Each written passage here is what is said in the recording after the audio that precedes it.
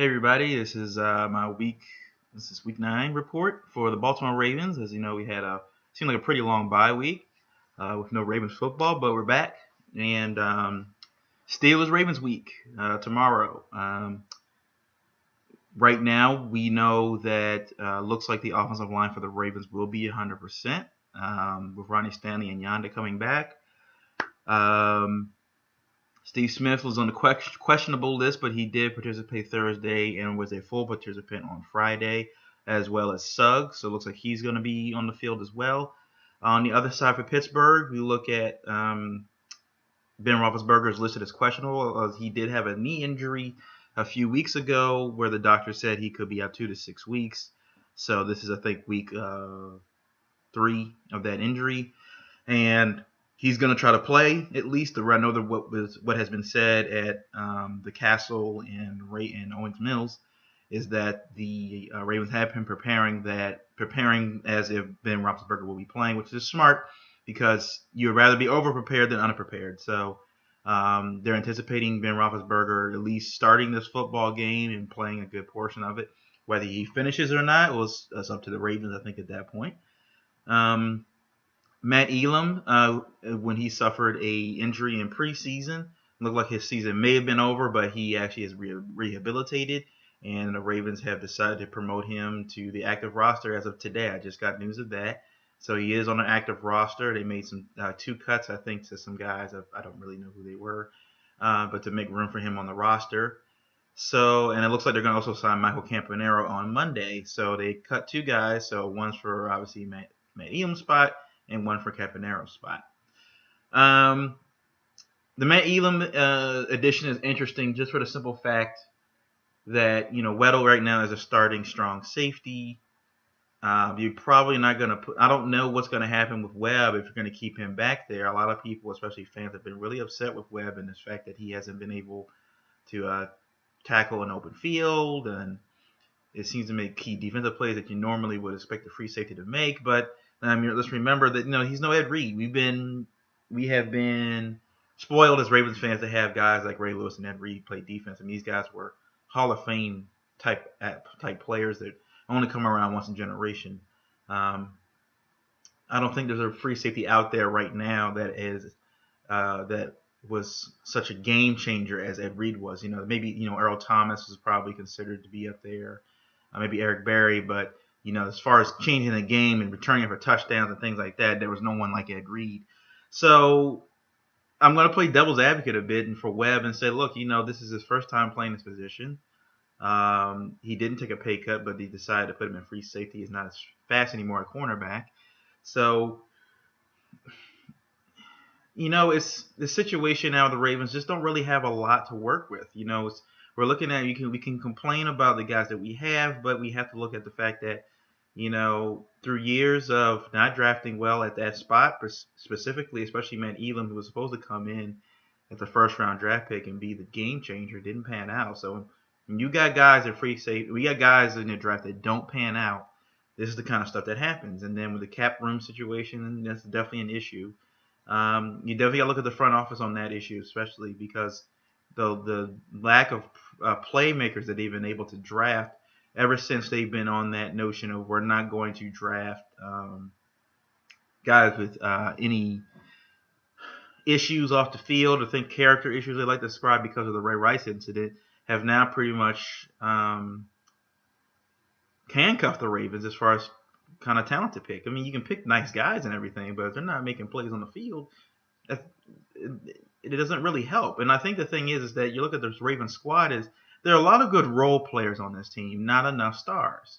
That's the thing. There's a lot of good guys that if they were on other squads where they already had an established wide receiver or established free safety, or some established guys on both sides of the ball where they were making plays, that the rest of the Ravens probably would look good. So if they had a guy like Matt Ryan right now for the Falcons, who's lighting it up on offense as quarterback, if Matt Flacco was playing like Matt Ryan right now, and Bashard Perriman was playing like Julio Jones, the rest of the offense would probably look really good. And then on the defensive side, if you had, Suggs playing like Von Miller, or if you had, Webb playing like Earl Thomas or Eric Berry,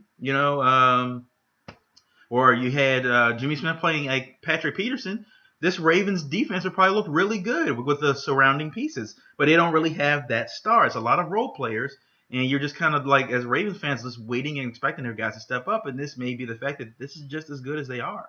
Where the Ravens have always been a unit, especially on defense, where when you had guys like Ray Lewis and Ed Reed and Suggs in his prime, other guys would shine because they would key in on those three guys. But then guys like Jared Johnson and Delius Thomas and Bart Scott and Chris McAllister, Dwayne Starks, guys like that would actually succeed because they would have to up their level to match that of everybody else's. They're just playing to the level of everybody else at this point. And C.J. Mosley, I think, can be that next guy. He's only in his second year. This is third year, excuse me. Only in his third year. And now he's been hurt for a few games. But I think with the moves he's made on interceptions and things like that, I think that definitely he's going to could turn into definitely a Pro Bowl. This remember that Ray Lewis, was in the league for about 4 years until he became a Pro Bowler. So, So I think C.J. Mosley's on the right path. But, I guess going towards this game, Ravens-Steelers, it's going to be, I think, a tough game. A lot of people think the rivalry is dead. They think it's more of a rivalry with the Bengals and the Steelers. But let's remember that the Bengals haven't won a playoff game ever. So it can't be really a rivalry until that team starts winning, at least getting to the AFC Championship game or going to the Super Bowl, and the Bengals have not done that. So it's still a Ravens-Steelers rivalry. Regardless of what anybody else wants to tell you, it's still a Ravens-Steelers rivalry. We have both won 2 championships, I think, in the last 15 years. So, as of right now, it's between the Ravens and the Bengals. Ravens and the Steelers.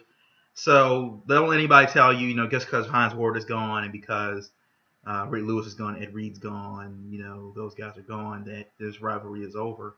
This rivalry is alive and well. And the thing going into this game, what we saw definitely last season, with all the injuries and everything that happened to the Baltimore Ravens, they were still able to win those 2 games against the Pittsburgh Steelers. It looks like they're going to be 100%, with Ben possibly starting. You got Antonio Brown and Le'Veon Bell. So I think the Ravens defense definitely faces a tough task. This is a task that the Ravens should relish. I think they should embrace this task with coming off the bye week, considering they've lost 4 straight games. Down in the dumps right now. You don't know where the season's going. Is it spiraling out of control? You had the bye week to kind of remedy some things, maybe prepare a game plan. But you're looking at what happened the last 4 weeks and how inept this offense was, and the defense not getting pressure on the quarterback and things like that, and not being fast enough on the secondary to catch up to guys. And that's really scary when you consider guys like Sammy Coates and Marcus Wheaton and Antonio Brown out there, just shifty as Antonio Brown is. So that has to scare you a bit. But I think if you're the player for the Ravens, then you have to relish this opportunity, Flacco included. Definitely the running game with the running backs, the wide receivers, with Steve Smith possibly coming back. I think you have to relish this for the simple fact that this is the moment that the Ravens could show to themselves, forget the rest of the NFL, but prove to themselves that they are capable of being a good football team this season. It's not out of reach right now. They win this game, they're tied for first place with the Pittsburgh Steelers. Just like that in one game. But they have to want it. They have to go out there and have to want this game. And, we can not say enough. They have to run the football. You got to be able to keep the ball at Ben Roethlisberger's hands. The time management in this game is going to be a premium for the Baltimore Ravens. They have to control the ball, have to control the clock, and force turnovers.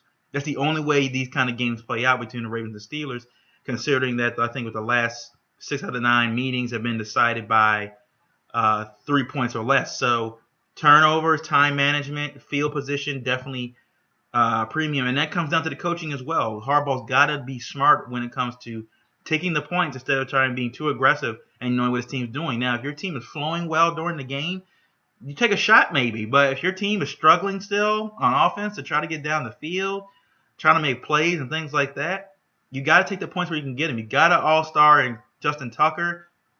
When you look at the last couple weeks and how kickers have now blown 2 games for 4 teams where they've all ended up in ties, and because these kickers can't kick chip shots, and these are easy field goals, it seems like. but they're missing field goals. I think it prides you as a Ravens fan to know we have Justin Tucker long term. I think that definitely prides you as a Ravens fan. Like we have the best kicker in the NFL, most accurate kicker I think in the NFL right now. And it's just I think a thing is where Harbaugh has to be smart. He's got to be smart about when it comes to taking the points instead of trying to be too aggressive. He's got to be able to do that, call the correct challenges, things like that. Know the correct personnel that needs to be out there. I know you want to trust your offensive coordinator and your defensive coordinator, but the fact that Harbaugh doesn't know really personnel on offense or defense because he's a special teams guy, I think is definitely handicapping him in this moment. Well, Ray Lewis would know and Ed Reed would know like who they need out there on special on units and certain plays and the nickel and dime and all that other stuff and blitz packages. They knew what they had to have out there, so they would communicate that to the coaches. It's not like that now. You got a lot of young guys that are relying on these football coaches to know what they're doing and know who to put out there when situations pop up. And it just seems that the Ravens coaches aren't handling that. And I think the fact that you don't have any leadership like that on the field is definitely showing that the coaches are just not up to the task of leading this football team of young football players. You got a lot of aging veterans like Suggs and Dumervil who aren't on the field, and coming to the twilight of their career. And Suggs, not being like a Ray Lewis or Ed Reed type guy, he was the goofball. He didn't have to be the leader, but you're seeing that now with that lack of leadership that is definitely affecting the Baltimore Ravens. And coming into this game, we're going to see, definitely what happens with this game. It's going to be tight. It's going to be, I think, a lot of hitting. I think it's definitely going to pin if the Ravens can get pressure on Ben. If they can't get pressure on Ben, it's not going to look good. It's going to be a blowout if they can't get pressure on Ben. If they can't run the football. The Ravens can't run the football. If they can't put pressure on Ben, it's going to be a long day for Ravens fans. But that's going to have to come in the first quarter. They got to be aggressive in the first quarter. They got to what's happened in the last 4 weeks. The defense, what we've seen, and special teams have done relatively well with forcing turnovers and providing position for the offense to go ahead and put points on the board, especially 6. Ravens offense have not done it. So I think it's going to be definitely key for that first half for the Ravens to just come out guns blazing and be confident going out there thinking like, hey, I know you guys been down out for 4 games, but we had a bye week. It's all over now. We're starting a new half of the season. Let's focus on these next 8 games. Let's focus on these next 8 games and get it done. So I think for the Ravens, they just have to go ahead and hunker down and get ready to go ahead and play some football. This is Ravens football, man. This is, pride themselves a little bit more here. As I know some fans are out there saying they should just go out there and tank it so they can get a top round draft pick. No, I'm not selling for that kind of stuff.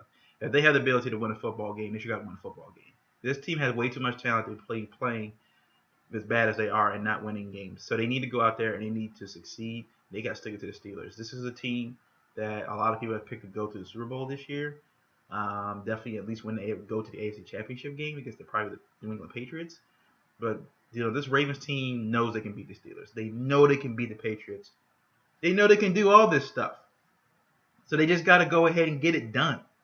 And it's got the mindset that Flacco has to have and Harbaugh. Like, forget all the excuses. Forget all the, we need to do this better. We need to do that better. Just do it. Get it done. Plain and simple.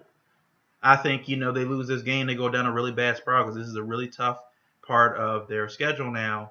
And if they lose this game, then losing 5 straight, it's going to go on a really tough spiral considering they have to play the Eagles. They got to play the Cowboys. They got to play the Steelers again, the Bengals twice, the Patriots. So, they don't win this game and try to get back on the right track. It's going to be a really long season. And maybe cut these videos a little bit short. And just maybe kind of wait towards the end of the season to see what they do as far as the draft is concerned. But I think I don't know. My gut feeling tells me, just to be honest, that the Ravens probably going to lose this game. It's going to probably be a tight game. It's going to be a heartbreaker, especially considering that if Ben Roethlisberger is starting, I think the Ravens probably lose this game 21-18. Something like that, 21-18. It's just I think it'll be a tough game. Um, I don't know. I just don't have enough faith in this offense to get things going. With Flacco playing the way he is, I know the offensive line is back, but they haven't played live football in 2 weeks with that line, so I think they're going to probably go struggle a bit, especially trying to get the run game going, things like that. It's real easy to do that in practice, but when the bullets are flying live, it's a totally different type of game. So I think they struggle. I could be wrong, but I just think my gut feeling tells me it's going to be a tight game. It's going to be close. It's going to be exciting to watch. But I just think it's really a heartbreak city for us Ravens fans. I think the Steelers pull this one out 21-18. That's tough for me to say. I've been talking a lot of trash all week, but I'm just being an honest analyst at this point. I think for the Ravens season, I hope the Ravens prove me wrong tomorrow. I'm still going to support them. I'm still going to talk trash. I would have another thing to put out today, talk trash about the Steelers. So I'm still going to talk trash, support my team. But I'm just telling you, Ravens fans, to with these games, Ravens Steelers games, it could go either way. It really can. There have been times people pick the Steelers, beat the Ravens, and the Ravens win, and vice versa. So, but I just think with the Steelers, the way that they're set up right now on offense, as potent as they are, can definitely put up a lot of points. And the Ravens offense has not shown that yet. I think it's going to be that defense for the Ravens keeps them in the game long enough. But I just think that towards the end, it may not work out for the Ravens if they don't get their act together. So that's my prediction. I said I hope the Ravens prove me wrong. I've been picking the Ravens the last few weeks, so maybe if I don't pick them this week, they'll turn it around. We'll see. Any stroke of good luck. But that's my little video for this week. Of course, I'll keep going for the rest of the season as long as the Ravens don't seem to tank and collapse. But yeah, that's my little spiel. And if you have any comments, please leave them at the bottom. And I'll see you guys probably. I'll do my little halftime stuff and stuff on Sunday as well at the end of post game stuff. So I'll see you guys tomorrow. Peace.